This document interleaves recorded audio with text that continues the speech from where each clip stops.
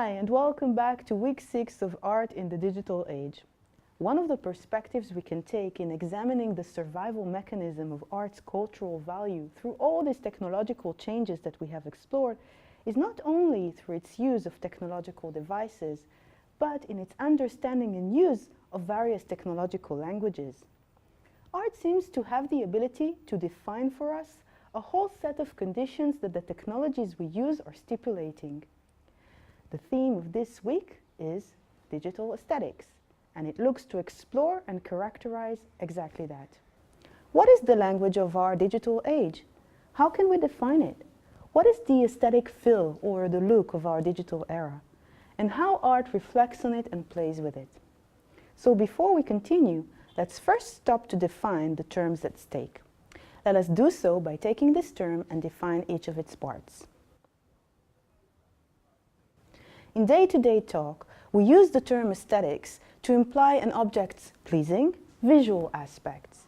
Hence, the term aesthetic medicine, for example, is used to describe the branch of medicine that deals with improving appearances. However, aesthetics is much wider or broader than that. Deriving from Greek, it is a general term that is similar to what we now think of as perception.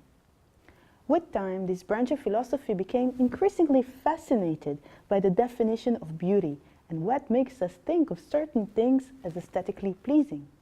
Notwithstanding that at the same time one defines beauty, ugliness and abject also need to be defined. Naturally, this branch of philosophy was also preoccupied with the definitions and evaluation of art and has been gradually separated from phenomenology, the branch of philosophy that deals purely with perception. However, can such a distinction truly be made? When early philosophers such as Plato and Aristotle approached aesthetics, they looked to define it as an overall sensual experience. The supremacy of vision over other senses in Western cultural history that make us think of aesthetics only in relation to appearance is another condition in our understanding of aesthetics. This condition had been closely re-examined and criticized in the last few decades by various philosophical movements. Some sought to re-establish aesthetic experience in a broader sense, as an experience that strikes the senses and may even change our ideological perception of the world. Such an experience is not necessarily visual, but is an embodied encounter embedded in life. Others attempted to provide alternative historical narratives, demonstrating how vision had been accentuated because of its seeming connection to rationality, while at the same time the supremacy of vision had been promoted by the history of science and technology.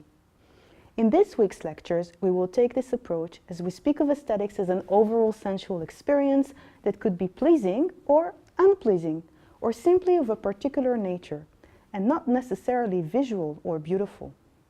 As we have seen, aesthetics may refer to a larger framework of our sensual experiences. So firstly, we can try and mark our playground and think together. What senses are involved in our experience of the world through digital means? As we've seen through the examples given in previous weeks, it is clear that artworks don't only use digital technologies for the production of still images, but take full advantage of the interactive facets of such media and indeed stimulate more than one sense. Therefore, we could refer to digital aesthetics as an embodied, multisensual experience that differs itself from former, purely visual aesthetic experiences like that of a silent painting or a photograph hung on the wall. However, it is also true to admit that we are speaking about a culture that is managing itself in front of screens, and that the interactions that these enable. Screens, as thin, as sharp, as flexible as they may be, are still just flat, visual representations of reality. So we could conclude by saying that even though we may think of a multisensual experience, vision indeed still has primacy over other senses in the digital realm. But there is much more to it than what meets the eye. In fact, digital technologies may allow us to think of our sensual world in a completely new way. Well, let's think about it. Digital technology offers an enhancement of our visual experience to an extent that is far beyond our natural capacities. In this sense, those experiences can no longer be traced to vision alone.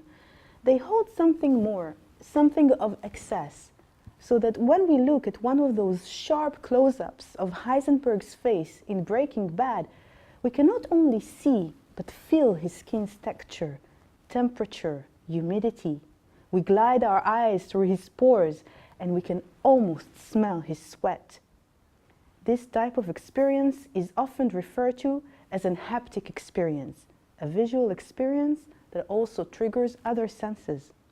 Hence, digital technologies and the aesthetics that they produce not only alter and broaden our sensual spectrum, they may even have the power to change our sensual paradigms, as they ask us to question the definite separation that we make between our different senses.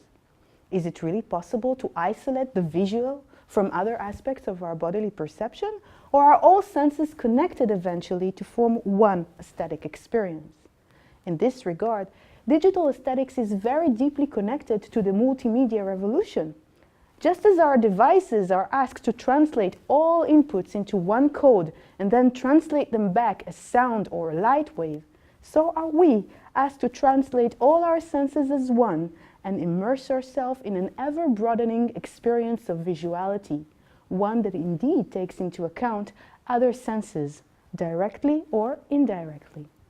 Such questions are essential in understanding some of the discourses around new media art theory, and they highlight the way in which art allows us to penetrate deeper into the meaning of such technologies and their effects on our lives. This could be defined as a possible outline to an abstract theoretical field of digital aesthetics. However, in this week's lectures, we will try to see how one could characterize digital aesthetics. We can very generally speak about two perspectives through which to analyze the distinct nature of digital aesthetics. The first and second lectures of this week will look at the iconographic perspective. This has to do with specific symbols and compositions that form new iconographies recognized in direct relation to the advent of digital media. The third and fourth lectures will look at the expressive perspective and explore the gestures, the marks, and the rhythms that digital technologies imply. Our guest lecturer this week, Dr. Ohad Zehavi, will speak with us about the subtler iconographies offered by multimedia mobile technologies, as he will explore with us one of the most prevalent aesthetic phenomena of our time, the selfie. We hope that you enjoy. See you again soon.